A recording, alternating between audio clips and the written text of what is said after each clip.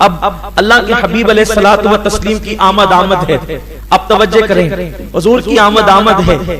مدینہ منورہ کے اندر لوگ منتظر ہیں کہ سرکار آ رہے ہیں، حضور آ رہے ہیں، آقا آ رہے ہیں، مولا آ رہے ہیں، ماوا آ رہے ہیں، ملجا آ رہے ہیں، نبیوں کا امام آ رہا ہے، یثرب کو مدینے بنانے والا آ رہا ہے، بطحا کو قیامت تک چمکانے والا آ رہا ہے، طیبہ کا چاند آ رہا ہے، آمینہ کا لال آ رہا ہے، حرم کا مکین آ رہا ہے، امام الحرمین آ رہا ہے، سید العالمین آ رہا ہے، شفیع المذنبین آ رہا ہے. وہ آ رہا ہے جس کی آمد سے مدینہ حرم بنے گا، وہ آ رہا ہے جس کی آمد سے رب کا کرم برسے گا، وہ آ رہا ہے جس کے قدموں کو جس کے قدموں کو یثرب کی خاک چوم کر خاک شفا بن جائے گی. وہ زمین جو کبھی بلاؤں کا گھر تھی، نبی کے قدموں سے اسے خاک شفا ہونے کا شرف مل جائے گا. اس کی آمد ہے، لیکن مدینے والوں کی تڑپ کیا تھی؟ توجہ فرمائیں، ان کے اور ہمارے جذبات ایک سے ہیں، ان کے ہمارے انتظامات ایک سے ہیں، ان کے اور ہمارے معاملات ایک سے ہیں، اس لیے کہ ان کا جو مسلک ہے وہی اپنا بھی مسلک ہے. توجہ فرمائیں، اتفاق کی بات یہ ہے، حضور علیہ الصلوۃ والتسلیم جب مکے سے چلے وہ مہینہ سفر کا تھا، اور جب مدینہ منورہ حضور علیہ السلام پہنچنے لگے تو وہ ایام ربیع الاول کے تھے. گویا کہ صحابہ کرام انتظار کر رہے تھے ربیع الاول کے پہلے عشرے ہی سے حضور کب تشریف لا رہے ہیں. آج بھی ان مدنی صحابہ کی سنت ادا کرتے ہوئے سنی منتظر رہتا ہے کہ ربیع الاول کی 12ویں کب آ رہی ہے. اس وقت وہ انتظار میں تھے. روایت میں آتا ہے کہ میرے آقا صلی اللہ علیہ وسلم کی آمد سے قبل صحابہ کرام نے، میں نے مدینہ منورہ میں وہ چبوترا دیکھا ہے، اس چبوترے کو میں نے اپنی آنکھوں سے زیارت کیا ہے. مٹی کا ایک چبوترا ہے، اونچا بنا ہوا ہے. سارے مدنی آ کر، بلکہ اس وقت تو مدنی کوئی نہیں ہوا تھا، اس لیے کہ ابھی مدنی راستے میں تھا، تو مدینہ کب مدینہ ہوتا؟ اس وقت تو وہ اہل یثرب تھے. وہ لوگ سب اس ٹیلے پہ چڑھ جاتے اور چڑھ کر کے یوں دیکھتے وہ کہاں آ رہا ہے، وہ کون آ رہا ہے، وہ کس طرح آ رہا ہے. اس لیے کہ بہت سارے لوگوں نے حضور کو بغیر دیکھے اسلام قبول کیا تھا. آقا کو دیکھا نہیں تھا، صرف حضور کی ادائیں سن کر کے اسلام قبول کیا تھا. حضور کے تیار کردہ افراد کو دیکھ کر انہوں نے اسلام قبول کیا تھا، جیسے حضرت اسد ابن زرارہ، حضرت سعید ابن مسیب کی دعوت پر حضرت سعد وغیرہ. یہ وہ بزرگان دین ہیں مدینہ منورہ کے جو مدینے کے سردار کہلاتے تھے. انہوں نے اسلام قبول کیا. حضور ایسے ہیں، حضور ایسے ہیں، حضور ایسے ہیں. وہ بغیر دیکھے دیوانے ہو گئے تھے، اور اب ان کو انتظار تھا کہ وہ کب آتے ہیں کہ ہمیں حضور کا دیدار نصیب ہو جائے، ہم آقا علیہ السلام کو دیکھ لیں. انتظار ہو رہا ہے سرکار کب آئیں گے، آقا کب آئیں گے. صبح سے لے کر شام تک بس وہ یوں ہی دیکھتے رہتے، اور جب کوئی نہیں آتا تو وہ شام کو اپنے گھروں کو چلے جاتے. ایک روایت میں یہ بھی ہے کہ صبح سے لے کر کے دن چڑھے تک وہ وہاں رہتے، پھر دوپہر کو گھروں کو چلے جاتے، پھر شام کو آتے. اس طریقے سے ان کا یہ معمول تھا. ایک دن ایسا ہوا کہ وہ صبح سے لے کر دوپہر تک تکتے رہے حضور کی راہ. ذرا غور تو کریں ان کا اشتیاق کیسا ہوگا، ان کا انداز کیسا ہوگا. اللہ اکبر. وہ انتظار کرتے رہے. ایک دوپہر کو اتفاق سے ایک یہودی وہاں پر موجود تھا، اور جو مسلمان تھے وہ دوپہر کو اپنے اپنے گھروں کو چلے گئے تھے. اس نے کہا وہ دیکھو مسلمانوں، جس کا انتظار تم کئی دن سے کر رہے تھے، وہ قافلہ آ رہا ہے. جب وہ دوڑ کر کے آئے، روایتوں میں آتا ہے کہ مدینہ منورہ کی عورتیں چھتوں پہ چڑھ گئی، حضور آ رہے ہیں. لوگوں کو ایک اعتراض ہے، سنیوں کا جلوس نکلتا ہے تو عورتیں کھڑے ہو کے دیکھتی کیوں ہے؟ لوگوں کو اعتراض ہے، سنیوں کا جلوس نکلتا ہے میلاد کا، عورتیں کھڑے ہو کر دیکھتی کیوں ہیں؟ ہم کہتے ہیں یہ بھی حدیث سے ثابت ہے، یہ بھی حدیث سے ثابت ہے. تیری نیت بری ہے بدکار، اس لیے تجھے اچھا نہیں لگتا. ورنہ جو نبی کی محبت میں نگاہیں نیچی کر کے گزرتے ہیں، ان کے دل سے پوچھ کہ حضور علیہ الصلوۃ والتسلیم کی آمد کے وقت مدینے کی عورتیں چھتوں پہ چڑھ گئی تھی، ننھی ننھی بچیاں دف لے کر باہر آ گئی تھی، اور مدینہ منورہ کے جوان تلواریں لے کر، نیزے اور بھالے لے کر سڑکوں پر چل رہے تھے. حضور علیہ السلام ادھر تشریف لا رہے تھے. وہ نعرے لگا رہے تھے، مرحبا یا محمد یا رسول اللہ. اللہ مرحبا یا محمد یا رسول اللہ مرحبا یا محمد یا رسول اللہ. اس طریقے سے وہ ہاتھ اٹھاتے جاتے, تلواریں اٹھاتے جاتے, نیزے اٹھاتے جاتے اور کہتے مرحبا یا محمد یا رسول اللہ مرحبا یا محمد یا رسول اللہ. یعنی مدینہ منورہ میں حضور کی آمد پر یا رسول اللہ کے نعرے لگ رہے تھے. پتہ چلا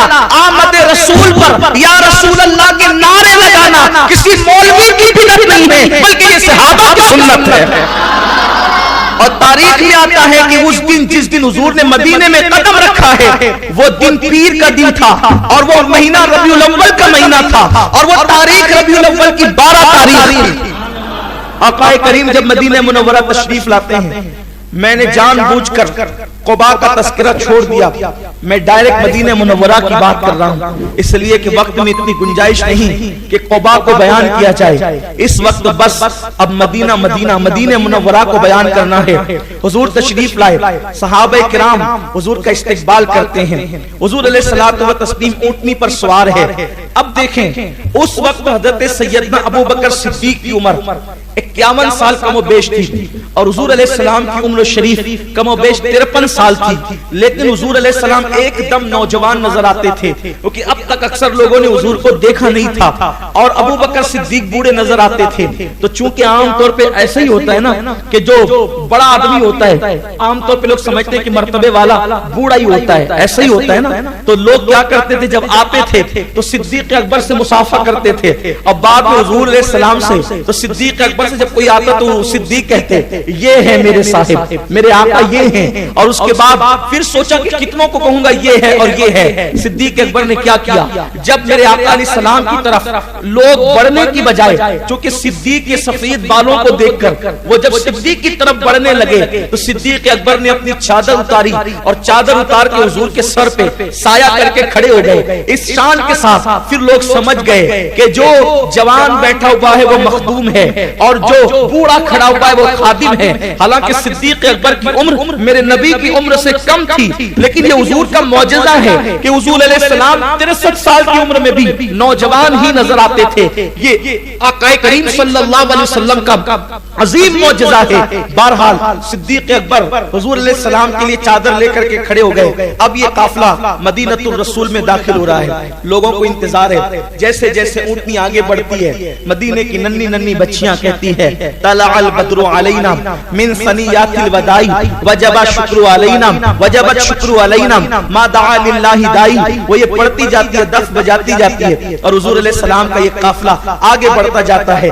آج اہل مدینہ اتنا خوش ہیں حضور تشریف لائے ہیں, اس سے زیادہ خوشی اہل مدینہ کو کبھی نہیں ہوئی تھی. اس لیے کہ آج کا دن اہل مدینہ کے لیے سب سے زیادہ خوشی کا دن تھا. میری جماعت کے بہت بڑے مفکر نے یہی بات تو کہی تھی کہ لوگ جس وقت حضور پیدا ہوئے لوگوں کو پتا نہیں تھا کہ اللہ کا حبیب پیدا ہو رہا ہے, اس لیے لوگ اس دن انسانوں نے جشن نہیں منایا, جانوروں نے منایا, چرند نے منایا, پرند نے منایا, فرشتوں نے منایا, لیکن انسانوں نے نہیں منایا. اس لیے کہ انسانوں کو پتا نہیں تھا. انسان تو یہ کہہ رہے تھے کہ عبداللہ کا بیٹا آیا ہے, آمنہ کا لخت جگر آیا ہے, عبد المطلب کو پوتا آیا ہے, ابو طالب کو بھتیجا آیا ہے. لیکن جو ہے اس وقت کسی نے جشن اس طرح نہیں منایا کہ نبیوں کا امام آیا ہے. قدرت نے کہا بندو انتظار کرو, اگر بات یہی ہے تو ایک تاریخ ایسی ملا دیں گے کہ اگر محبوب علیہ السلام کی آمد پر لوگوں کو پتا نہیں تھا, سب نے جشن منایا, انسان نے نہیں منایا. ایک دن انسان سے بھی منوا دیں گے اور پھر اس کو تاریخ مرتب کریں گے. اس لیے کہ محبوب کی ولادت کی تاریخ اور حبیب کی مدینہ منورہ میں دخول کی تاریخ دونوں کو یکساں کر دیں گے.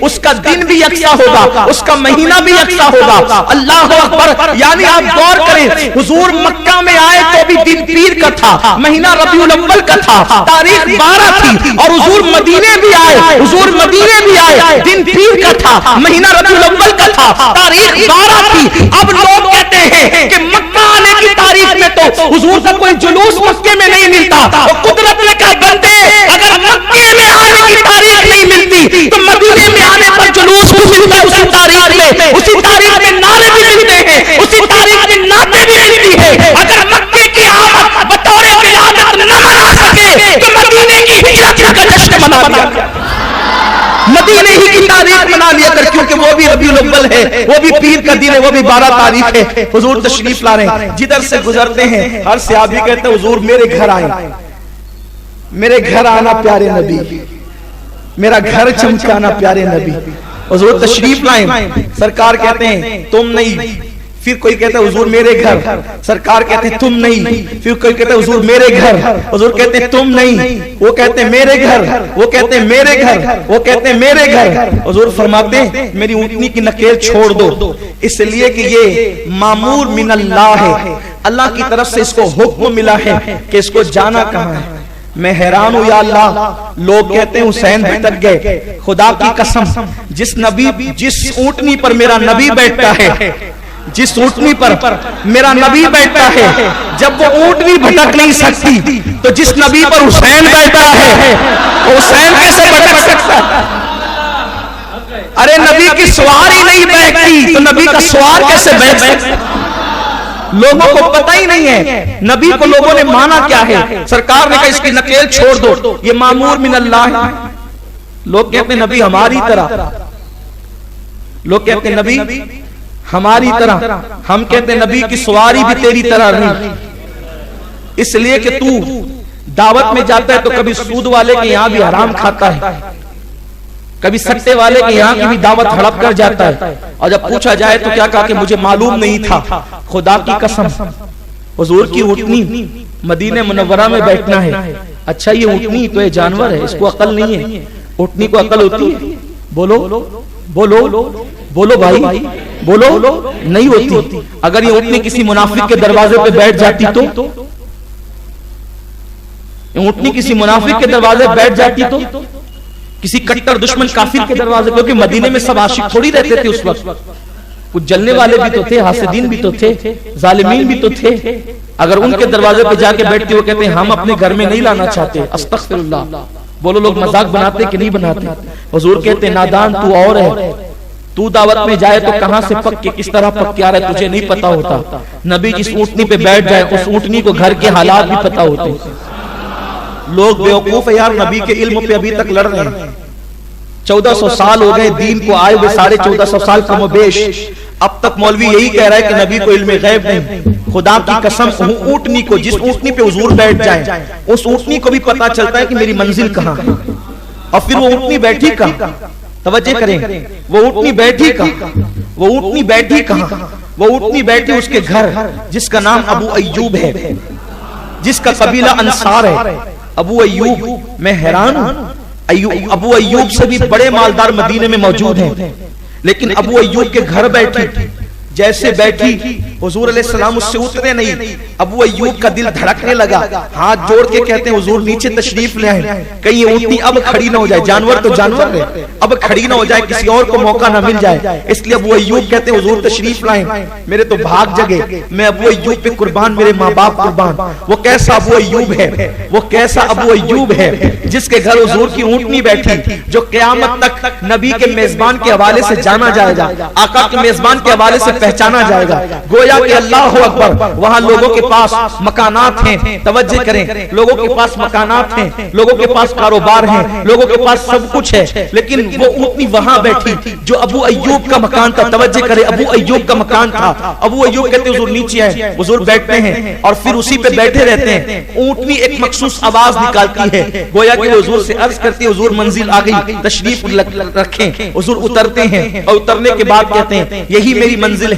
آقا کریم صلی اللہ علیہ وآلہ وسلم جب اس طرف بڑھتے ہیں، لوگوں کی آنکھیں حیرت سے پھٹی کے پھٹی رہ جاتی ہے، اس لیے کہ اہل مدینہ جانتے تھے، کیونکہ یہ جو مکان ہے یہ مکان ابو ایوب نے تعمیر نہ کیا تھا، یہ مکان ابو ایوب کے باپ نے تعمیر نہیں کیا تھا، ابو ایوب کے دادے نے تعمیر نہیں کیا تھا، ابو ایوب کے پردادا نے تعمیر نہیں کیا تھا، بلکہ یہ مکان تعمیر کروایا تھا طبع اول حمیری نے، اور اس نے کہا تھا میں نے تو محمد کو نہیں دیکھا، کاش کہ محمد کو کوئی دیکھ لیتا، میں وہ دوڑ پاتا کہ ان کی زیارت کرتا، لیکن میں نہ دیکھوں تو میرا خط محمد عربی تک پہنچ جائے۔ اور یہ خط جو ہے اس نے جو سب سے بڑا عالم تھا اس دور کا اس کے ہاتھ میں دیا اور کہا سنو سنو، محمد عربی آئیں گے کہاں؟ کیسے یثرب میں آئیں گے، اس کو مدینہ بنائیں گے۔ تو اس نے کہا میزبانی کا شرف اگر میں پاتا تو حاصل کرتا، لیکن میں حاصل نہیں کر سکتا، ایک کام کرتا ہوں، ان کے لیے خوبصورت 2 منزلہ مکان تعمیر کر دیتا ہوں، میں رہوں نہ رہوں، حبیب جب آئے تو میرے ہی تعمیر کردہ گھر میں آئے اور اس گھر کے اندر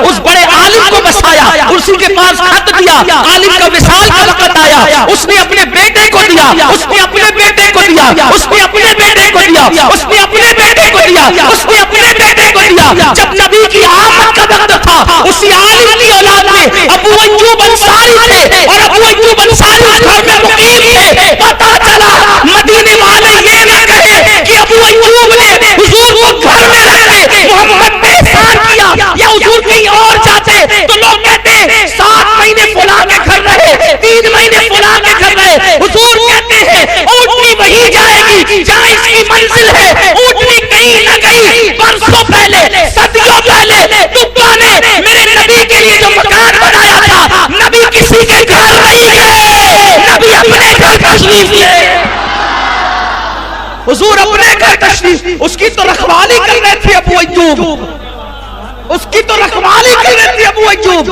حضور اپنے گھر تشریف لے گئے۔ لوگ کہتے حضور میرے گھر چلے، نبی کہتے نہیں میں تو اپنے گھر جاؤں گا۔ ابو ایوب کے گھر گئے، ابو ایوب اتنے خوش تھے، خدا کی قسم اس کی خوشی کا اندازہ کون لگائے کہ جہاں جبریل تلووں کو بوسے دیتا ہو، وہ صاحب کعبہ کا حسین آج ابو ایوب کے گھر آیا۔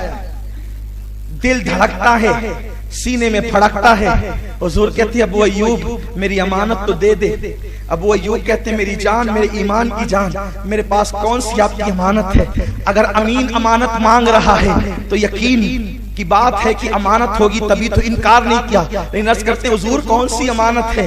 ارشاد ہوتا ہے وہ تیرا خط، میرا خط، وہ طبا کا خط جو تیرے پاس موجود ہے، جو تیرے باپ داداؤں سے چلا رہا ہے۔ اللہ اکبر، انہوں نے وہ خط پیش کیا۔ حضور علیہ السلام نے خط دیکھا، اس میں طبا کے الفاظ لکھے ہوئے تھے، حضور میں آپ پہ ایمان لاتا ہوں، آپ میری شفاعت کا وعدہ فرمائیں۔ حضور نے طبا کے لیے شفاعت کا وعدہ فرمایا۔ اس کے بعد میرے آقا علیہ السلام تقریباً 7 مہینے تک ابو ایوب کے گھر میں۔ اب ابو ایوبی کا گھر کہوں گا اس کو سمجھنے سمجھانے کے لیے، حقیقت تو آپ سن چکے ہیں۔ ابو ایوب کہتے حضور آپ کو اوپر رہنا ہے، سرکار کہتے نہیں میں نیچے رہوں گا۔ اس کی وجہ یہ ہے کہ اوپر رہنے میں یہ ہوگا کہ جو مجھ سے ملنے جلنے آئے گا نیچے اترنے اوپر چڑھنے میں تکلیف ہوگی، اور اگر میں نیچے رکتا ہوں تو نیچے رکنے کی وجہ سے لوگ آسانی کے ساتھ کمزور، ضعیف، ناتواں سبھی آ کر کے مل لیں گے۔ ادھر ایک شخص تھا جس کے لیے تاج بنا کر کے تیار رکھا ہوا تھا، اس کا نام تھا عبداللہ ابن ابی، اس کے لیے تاج تیار تھا، یثرب کا تاجدار اس کو بنایا جانے والا تھا۔ اسی ایام میں اعلان ہوا کہ حضور تشریف لا رہے ہیں، اسی کو سب سے برا لگا۔ مکے کی آمد شیطان کو سب سے زیادہ بری لگی، اور مدینہ منورہ میں حضور کی آمد عبداللہ ابن ابی کو بری لگی، اس لیے کہ مکے میں آئے تو شیطان کا راج ختم کیا، اور مدینے میں آئے تو منافق عبداللہ ابن ابی کا راج ختم کیا۔ اسی لیے حضور کی آمد نہ کبھی منافق کو اچھی لگتی ہے، نہ کبھی شیطان کو اچھی لگتی ہے۔ بس بات اتنی ہے جب کسی کو نبی کی آمد میں برا لگے، یا تو وہ شیطان کی برادری سے ہوگا یا عبداللہ ابن ابی کی برادری سے ہوگا، وہ تیسرا کوئی نہیں ہو سکتا۔ بات 2 4 کی طرف بالکل سیدھی سیدھی ہے۔ لوگ کہتے ہیں امین القادری کو کیا ہو جاتا ہے، وہ تقریر میں کچھ اور کہتے ہیں، میں کہتا ہوں کچھ اور نہیں کہتے، بات تو مطلب ہی کی ہوتی ہے، زبان میری ہے، بات ان کی انہی کے مقصد کی کہہ رہا ہوں۔ اپنا حال یہ ہوتا ہے میرے پیارے آقا علیہ السلام کے پیارے دیوانوں، اور اگر حق بات نہ کہے تو پھر تقریر کا شوق ہی تو ہوتا ہے۔ اگر تقریر شوق سے کی جائے تو پھر شوق پورے ہوتے ہیں۔ ہمیں تقریر شوق سے نہیں کرنا ہے،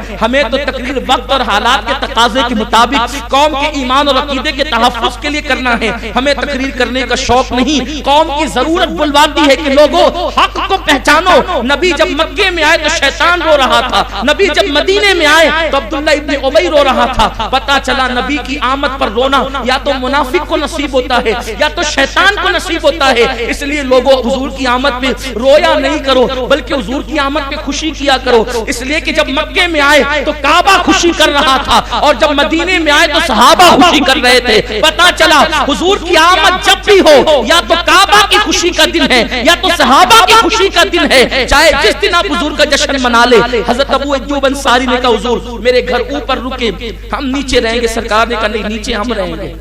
اب کیا ہوا؟ ابو ایوب کے گھر حضور کا قیام ہے، لوگ آتے ہیں ملتے ہیں حضور سے۔ ابو ایوب کہتے ہیں ہم حضور کے لیے کھانا بناتے تھے، ہم حضور کے لیے کھانا بناتے تھے، اچھے اچھے کھانے، اور حضور کو بھیجتے تھے نیچے۔ اور جتنے لوگ ملنے آتے تھے ان سب کو بھی ہم لوگ کھانا پیش کرتے تھے. بڑا سا تھال ہوتا تھا جس کو مالیگاؤں والے اپنی زبان میں سینی کہتے ہیں, ہے نا. وہ تھالے کو آپ لوگ کیا کہتے ہیں؟ سینی کہتے ہیں, ہم لوگ سینی کہتے ہیں, جانتے ہیں نا.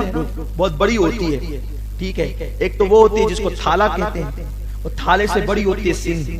روایتوں میں آتا ہے حضور جس سینی میں کھانا کھاتے تھے اس کو کئی آدمی اٹھاتے تھے جب تک ابو ایوب کے گھر قیام ہے. تو حضور سید عالم صلی اللہ علیہ وآلہ وسلم کھانا تناول کرتے تو ادھر سے ابو ایوب دیکھ رہے ہوتے حضور کہاں سے کھا رہے ہیں, حضور علیہ السلام کہاں سے کھا رہے ہیں. جب وہ کھانا حضور بچا دیتے, کھانا بچانا خلاف سنت ہے اس وقت جب اپنے بعد کوئی کھانے والا نہ رہے, اور اپنے بعد بھی اگر کوئی کھانے والا ہو تو اس کے لیے کھانا بچا دینا یہ حضور کی سنت ہے. سرکار کھانا بچا دیتے تو اب وہ ایوب اور ان کی اہلیہ دونوں دیکھتے کہ حضور کی انگلیوں کے نشان کہاں ہیں. توجہ آپ کی بہت خاص بات عرض کرنے لگا. اپنے حضور کی ہجرت بیان ہو رہی ہے, ساتھ ساتھ سیرت بھی بیان ہو رہی ہے. اب وہ ایوب کہتے ہیں ہم وہاں سے کھاتے, کہاں سے؟ جہاں سے حضور کی انگلیوں کے نشان ہوتے. ابھی آپ نے سنا کہ اتنی بڑی سینی میں درجنوں ہاتھ پڑتے, پھر اب وہ ایوب کو کیسے پتا چلتا کہ حضور کی انگلیاں یہاں سے ہے؟ پتا اس طرح چلتا کہ حضور کی انگلیاں جتنی خوبصورت تھی بناوٹ کے اعتبار سے اتنی خوبصورت کسی کی انگلی نہ تھی. تو ابو ایوب انصاری حضور کی انگلی کے وہ خوبصورت نشان, سب سے زیادہ خوبصورت جس انگلی کے نشان ہوتے ابو ایوب سمجھ جاتے کہ میرے محبوب نے یہاں سے کھایا ہے, وہاں سے کھایا. ایک دن کیا ہوا, سرید. ابو ایوب کہتے ہیں میں نے سرید بنایا. سرید کیا ہوتا ہے؟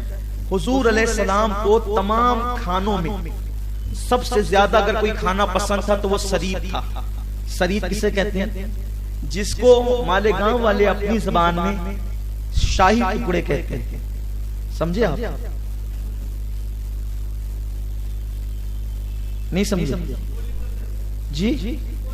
چکولی بولتے ہیں. اچھا, کچھ لوگ چکولی بولتے ہیں, کچھ لوگ شاہی ٹکڑے بولتے ہیں, اور بھی کچھ لوگ, لیکن اس کو سرید بولا جاتا ہے. اس کو بتا دیتا ہوں. اب آپ کون گھر میں کیا بولتا ہے اب آپ آسانی سے سمجھ لیں گے. گوشت کا سالن ہوتا ہے, اس میں روٹی کے ٹکڑے توڑ کے ڈال دیے جاتے ہیں, اور وہ جو ہے وہ خلدباد اس کو سترے بولتے ہیں. سترے, ہاں, ہر جگہ کی بولی الگ الگ ہے. خلدباد والے اس کو سترے بولتے ہیں. بہت لذیذ بناتے ہیں وہ لوگ ماشاءاللہ. اور اس کھانے کی لذت بھی کیا, جس کو محبوب میرا پسند کر لے, مالک جنت جس کو پسند کر لے, اس کھانے کی لذت کیا ہوگی. تو حضور علیہ السلام کو سرید بہت پسند تھا, اور حضور فرماتے ہیں کہ کھانوں کا سردار ہے, کھانوں کا سردار ہے سرید, اور اس میں اللہ نے بڑی برکت بھی رکھی اور بڑی لذت بھی رکھی ہے. تو اس کو روٹی کو ڈال کر کے اس کو پکاتے ہیں اور خوب پکاتے ہیں. وہ جب پک جاتا ہے تو اس میں دیسی گھی ڈال دیا جاتا ہے اور اس کو کھایا جاتا ہے. تو سرید پکائی تھی بکری کے گوشت میں حضرت ابو ایوب انصاری نے, اور حضور کے لیے بھیجا. وہ کھانا حضور نے واپس کر دیا.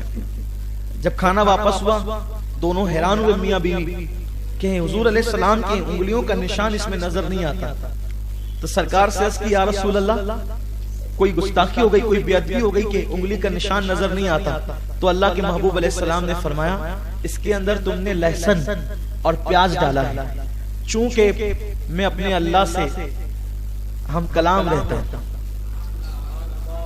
موسیٰ طور جا جا کے ہم کلام رہتا ہے, یہ جہاں بیٹھ جاتے ہیں اسی کو طور بنا دیتے ہیں, بلکہ رش کے طور بنا دیتے ہیں. ارشاد فرمایا کہ میں اپنے اللہ سے باتیں کرتا ہوں, اپنے اللہ سے محو کلام رہتا ہوں, اس لیے میری یہ شان نہیں کہ میں پیاز اور لہسن کھاؤں.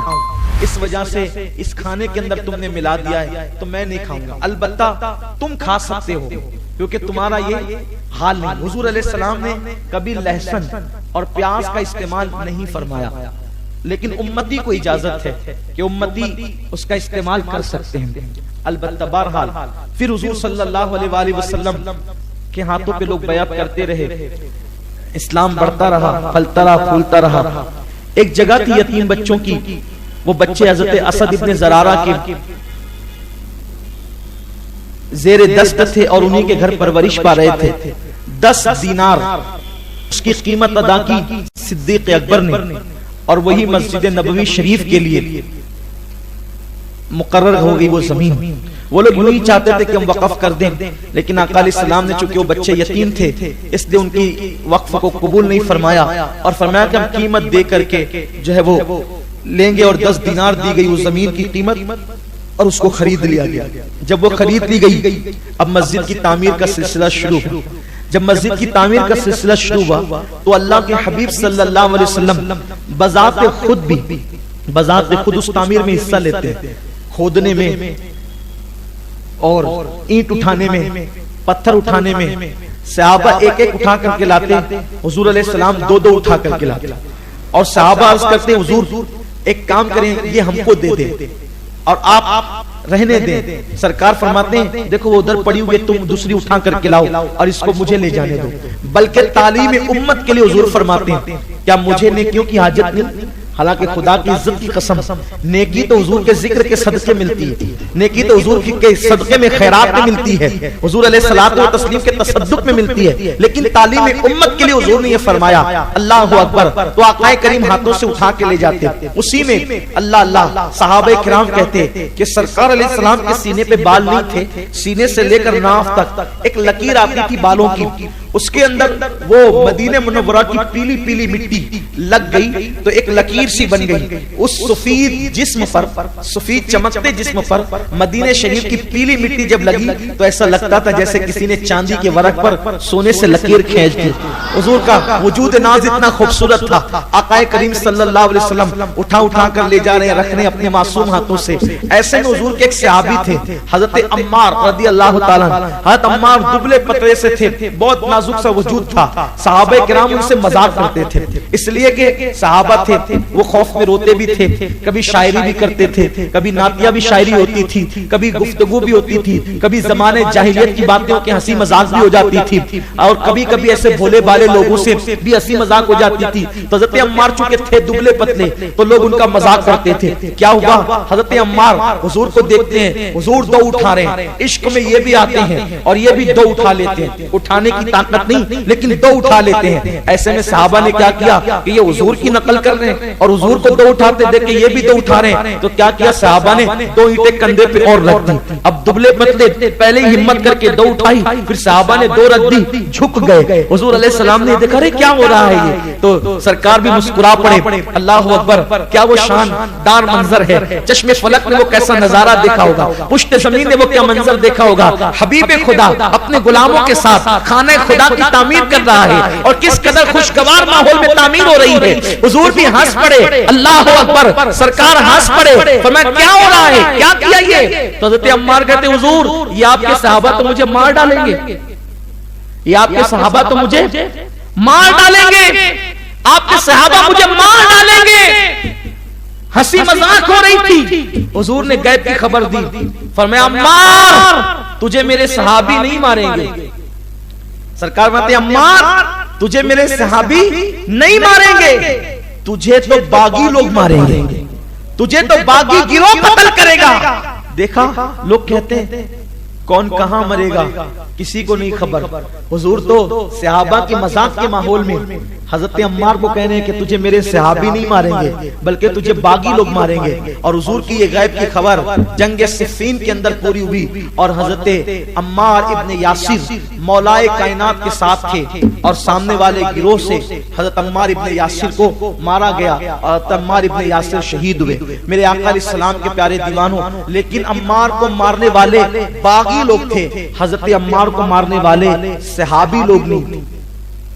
اور حضرت امیر معاویہ کا شمار باغیوں میں نہیں ہوتا بلکہ صحابیوں میں ہوتا ہے، اور حضور نے فرمایا کہ تجھے میرے صحابہ نہیں ماریں گے بلکہ تجھے باغی لوگ ماریں گے۔ تو جن لوگوں نے حضرت عمار کو شہید کیا وہ باغی لوگ تھے، لیکن وہ جو گروہ تھا باغی گروہ وہ حضرت امیر معاویہ کے لشکر میں تھا اور ان لوگوں نے حضرت عمار کو شہید کیا۔ اس سے پتا چلا کہ حق علی کے ساتھ تھا، علی حق کے ساتھ تھے، اور اس وقت حضرت امیر معاویہ خطأ اجتہادی پر تھے، اور خطأ اجتہادی کرنے والے کو گناہ نہیں ملتا بلکہ اس کو بھی ایک نیکی ملا کرتی ہے، اس کو بھی ایک ثواب ملا کرتا ہے۔ اس لیے حضرت امیر معاویہ رضی اللہ تعالیٰ عنہ پہ لعن تان کرنے کی اجازت نہیں، لعن تان کرنا جائز نہیں۔ جو لان تان کرتے ہیں وہ لوگ اپنی آخرت کو تباہ اور برباد کرتے ہیں۔ میرے پیارے آقا صلی اللہ علیہ وآلہ وسلم کے پیارے دیوانوں، پھر مسجد تعمیر ہو گئی۔ مسجد تعمیر ہوئی تو اس وقت مسجد کا جو قبلہ سمت تھا وہ بیت المقدس تھا۔ حضور علیہ السلام نے 17 مہینے تک بیت المقدس کی طرف رخ کر کے نماز ادا فرمائی، اور اس کے بعد پھر آپ جیسا کہ جانتے ہیں کہ بنو سلیم کی مسجد کے اندر اللہ کے حبیب علیہ السلام نماز پڑھانے کے لیے گئے، اور جب وہاں نماز پڑھانے کے لیے حضور پہنچے تو کسی یہودی نے تانا دیا، اور آقا کریم صلی اللہ علیہ وسلم کو تانا اس طرح دیا کہ یہ دین تو نیا لائے ہیں اور قبلہ تو پرانا ہمارے نبیوں کا استعمال کرتے ہیں۔ حضور کے کانوں تک یہ بات آئی، حضور نے نماز شروع کی، فوراً ذہن میں خیال آیا دین تو نیا لائے ہیں، قبلہ تو پرانا استعمال کرتے ہیں۔ اسی عالم میں محبوب کی نظر اٹھی، پھر جھکی، پھر اٹھی، پھر جھکی، پھر اٹھی، پھر جھکی۔ میرے اللہ نے جبریل کو کہا جبریل محبوب آسمان کی طرف نظریں اٹھاتا ہے، اب سدرہ پہ رکنے کا وقت نہیں ہے، جا حبیب کے پاس اور کہنا قد نرا تقلب وجهك في السماء فلنولينك قبلة ترضاها۔ محبوب بار بار تیری اس معصوم اداؤں کو تیرا خدا دیکھ رہا ہے، آسمان کی طرف تیری نظروں کا اٹھانا، اور آپ کا دل جدھر چاہیں آپ اپنا رخ ادھر کر لیں، ہم اسی کو قبلہ بنا دیں گے۔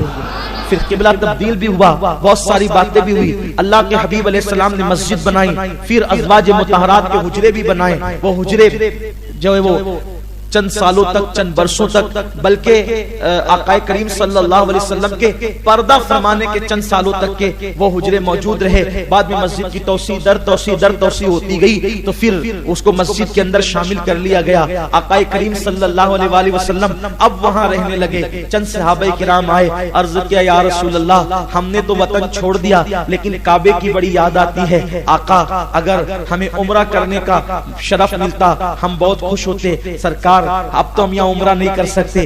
آقا نے فرمایا عمرہ نہیں کر سکتے، ایک کام کرو، اپنے گھروں سے وضو کر کے نکلو اور مسجد قباء جاؤ، وہاں جا کر کے 2 رکعت نماز پڑھو، اللہ تمہیں عمرے کا ثواب عطا کر دے۔ حیرت ہے، مکے میں عمرہ کرو تو 2 گھنٹے لگتے ہیں، احرام باندھو، طواف کرو، واجب الطواف پڑھو، پھر دعا کرو، پھر زمزم پیو، پھر صفا مروہ پہ دوڑ لگاؤ، پھر اس کے بعد حلق کراؤ، اب عمرہ ہوگا۔ لیکن قربان جائیں میرے آقا کی شان پر، صحابہ عمرہ مانگنے آئے تھے، آقا نے کہا 2 رکعت جا کے قباء میں پڑھ لیا کرو، اللہ تمہیں عمرے کا ثواب عطا فرمائے گا۔ اور جب مانگا گیا حضور وہاں تو حج بھی کرتے تھے، اب کیا ہوگا؟ سرکار فرماتے ہیں جو میری مسجد نبوی میں آ کر کے 2 رکعت پڑھے اللہ اس کو حج کا ثواب عطا فرمائے۔ سال میں ایک بار ادھر حج ہوتا ہے، اور مدینہ منورہ کی مسجد نبوی میں تو ہر پل حج ہوتا ہے، ہر ساعت حج ہوتا ہے، ہر وقت حج ہوتا ہے۔ حضور صلی اللہ علیہ وآلہ وسلم پھر رہنے لگے، کچھ صحابہ بیمار ہو گئے، اس لیے کہ مدینے کی ہوا مدینے نہیں بلکہ یثرب کی ہوا راس نہیں آئی۔ اب اس کو یثرب نہیں کہہ سکتے بلکہ وہ حضور کا مدینہ ہے، راس نہیں آئی، لوگ بیمار پڑنے لگے، دبلے پتلے ہونے لگے، بہت پریشان ہوئے۔ اس وقت معاملہ یہ تھا کہ جو یثرب میں بیمار پڑتا اس کی بیماری کا علاج یہ تھا کہ اس کو گدھے کی طرح ڈھیچو ڈھیچو آواز نکالنی پڑتی، تب اس کی بیماری جاتی۔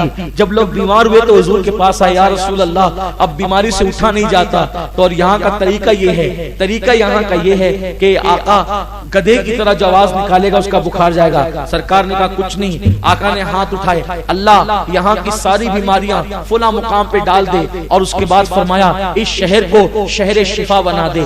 بس یہ کہنا تھا، اس دن کے بعد سے ساری بیماریاں وہاں سے ختم ہو گئی اور مدینہ منورہ شہر شفا بن گیا۔ نہ ہو آرام، جس بیمار کو سارے زمانے سے اٹھا کے لے کے آئے خاک ان کے آستانے سے، پھر حضور کے شہر کی کیا شان ہو گئی کہ وہاں کی مٹی اٹھا کر بدن پہ لگائی جاتی اور زخموں پہ بھری جاتی تو اللہ تعالیٰ لوگوں کو شفا عطا فرما دیتا۔ پھر کیا ہوا؟ لوگوں نے اس کی حضور وطن کی یاد آتی ہے، سرکار وطن کی یاد آتی ہے، حضور وطن یاد آتا ہے۔ آقا نے ہاتھ اٹھا کے دعا کیا، اے اللہ مکے کے لیے ہمارے دلوں میں بڑی محبت ہے، اللہ ہم تجھ سے دعا کرتے ہیں کہ مدینہ منورہ کے لیے بھی ہمارے دل میں محبت پیدا کر دے، بلکہ مولا مکے سے ہمارے دل، مکے کے لیے ہمارے دل میں جتنی محبت تھی اس سے زیادہ شدت کے ساتھ، مکے سے زیادہ محبت ہمارے دلوں میں مدینے کی پیدا کر۔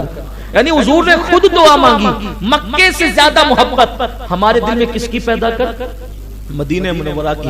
اور پھر حضور علیہ السلام نے مدینے کے کانٹوں کا بھی احترام سکھایا، مدینے کے جانوروں کا بھی احترام سکھایا، اور حضور نے کیا صلہ دیا ان کو کیا صلہ دیا. دیکھو جو نبی کے کام آ گئے وہ کس قدر قابل احترام ہو گئے.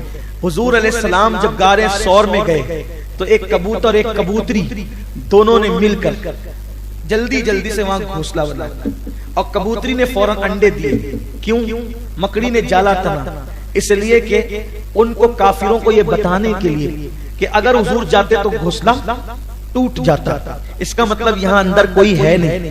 حضور علیہ السلام کے اتنے کام آئے وہ کبوتر اور کبوتری، تو اللہ نے ان میں اتنی برکت عطا کی کہ کہا جاتا ہے کہ مکہ شریف میں اور مدینہ شریف میں اس وقت جتنے کبوتر ہیں ہزاروں لاکھوں کی تعداد میں، وہ سب ان دونوں کی اولاد میں سے جو کبوتر اور کبوتری نے وہاں پہ گھونسلہ بنایا تھا اور کبوتری نے انڈے دیے تھے. اور آج دیکھو دنیا بھر میں کبوتر کاٹے جاتے ہیں، کھائے جاتے ہیں، لیکن مدینہ منورہ اور مکہ شریف کے کبوتروں کا احترام کیا جاتا ہے. لوگ اپنے اپنے وطن سے دانے لے کر آتے ہیں، ان کو کھلاتے ہیں. کن کو؟ ان کبوتروں نے حضور پہ کوئی احسان نہیں کیا تھا. وہ کبوتر حضور کے کچھ کام نہیں ہے جو آج کل کے کبوتر ہے، بلکہ ان کے اوپر اوپر اوپر اوپر کے امی ابا جو نسلوں میں بہت اوپر تھے، جب انہوں نے ہجرت کی شب حضور علیہ السلام کی گویا کی مدد کی اور انہوں نے انڈے دیے، گھونسلہ دیا، تو اللہ تبارک و تعالیٰ نے اس محبت کا صلہ ان کو یہ دیا، تم دونوں میرے محبوب کی حفاظت کا ذریعہ بنے. تو آج تمہاری اولاد کو کانٹا اور مارا نہیں جائے گا، بلکہ مولوی صاحب بھی آ رہے ہیں تو اپنے وطن سے دانا لے کر ان کو دانے ڈالنے. خدا کی قسم دنیا بھر کے کبوتروں کو ادھر ادھر اڑ اڑ کر کے جا کے دانے تلاش کرنا پڑتے ہیں، اور مدینہ شریف اور مکے کے حرم میں اتنے دانے پڑے رہتے ہیں کہ وہ کھا کھا کے تھک جاتے ہیں، پھر بھی دانے ختم نہیں ہوتے. اور ان دانوں کی کیا فضیلت ہے؟ وہ کبوتر جن دانوں کو چگ جائے، توجہ کریں، جو وہ کبوتر جن دانوں کو چگ جائے، یہ کسی کتاب میں نہیں لکھا ہے، یہ ایک اللہ والے کا قول بیان کر رہا ہوں. آپ کو پسند آئے تو ٹھیک ہے، ورنہ یہی چھوڑ دیجیے. جس کو چگ جائے تو وہ چند دانے اگر آپ اٹھا لیں اور اٹھا کر کے کسی لاولد عورت کو کھلا دیں تو اللہ تعالیٰ ان دانوں کی برکت سے اس کو اولاد عطا فرما دیتا. یعنی ان دانوں کے اندر اتنی تاثیر ہے. کن دانوں کے اندر؟ حرم کے کبوتر جس کو چگ کر کے چھوڑ دیتے ہیں. یا اللہ جو محبوب کے کام آئے ان کی اولاد کی چونچ میں تو نے یہ تاثیر پیدا کر دی، تو محبوب صلی اللہ علیہ وآلہ وسلم کے بچے ہوئے جوٹے میں کیا تاثیر ہوگی، اور پھر ان کی اولاد کے جوٹے میں کیا تاثیر ہوگی، ان کی امت کے جوٹے میں کیا تاثیر ہوگی. جو رات دن اس حبیب پہ درود و سلام پڑھتے ہیں، ان کے تذکرے کرتے ہیں، ان کے ذکر سے اپنی زبان کو تر رکھتے ہیں، اللہ تبارک و تعالیٰ نے ان کے جوٹے میں کیا تاثیر رکھی ہوگی. آپ غور فرمائیں، آقا کریم صلی اللہ علیہ وسلم اب مدینہ منورہ میں قیام پذیر ہے. آقا کریم صلی اللہ علیہ وسلم سرکار فرماتے ہیں مدینے کی ہوا کو برا نہیں کہنا، مدینے کی گرمی کو برا نہیں کہنا، مدینے کی تکلیف کو برا نہیں کہنا. سرکار فرماتے ہیں جس نے مدینے کی کسی چیز کو برا کیا، برا کہا، معاذ اللہ، اس سے حضور کو اذیت پہنچتی ہے. روایتوں میں آتا ہے کہ ایک صاحب نے مدینہ منورہ پہنچ کر کے دہی کھائی اور کہا ہو یہ تو کھٹی ہے. سرکار خواب میں آگے کہتے ہیں تو نے میرے شہر کی دہی کو کھٹی کہا، جہاں تجھے میٹھی ملتی ہے وہاں چلا جا. روایتوں میں آتا ہے ایک بزرگ تھے، وہ بزرگ مدینہ طیبہ گئے. جب مدینہ منورہ گئے تو ایک بلی کا بچہ ان کے ساتھ ہو گیا، اور جب وہ ساتھ ہوا تو وہ جب بھی مسجد نبوی آتے تو بچہ ساتھ میں آتا بلی کا، اور جب بھی وہ گھر جاتے تو بلی کا بچہ ساتھ میں گھر جاتا. اب اس بزرگ کو اس بلی کے بچے سے اتنا پیار ہو گیا کہ انہوں نے سوچا کہ یہ بلی کا بچہ میں اپنے ساتھ لے جاؤں. اس وقت تو پلینوں کا معاملہ نہیں رہتا تھا، لوگ پانی کے جہازوں میں یا پیدل یا سواریوں پہ سفر کرتے تھے. اب وقت آنے لگا، یہ سوچتے رہے کہ کیسے لے جاؤں گا اس بلی کے بچے کو. اس سے پیار جو اتنا ہو گیا، یہ میرے پیچھے پیچھے لگا رہتا ہے، اس کو دودھ پلاتے ہیں، کھانا کھلاتے ہیں، سب ہوتا ہے. انہوں نے سوچا پنجرا بنا لیتے ہیں، اس پنجرے میں بلی کے بچے کو رکھ دیں گے اور رکھنے کے بعد پھر جو اس کو ساتھ لے جائیں. پنجرا بن گیا.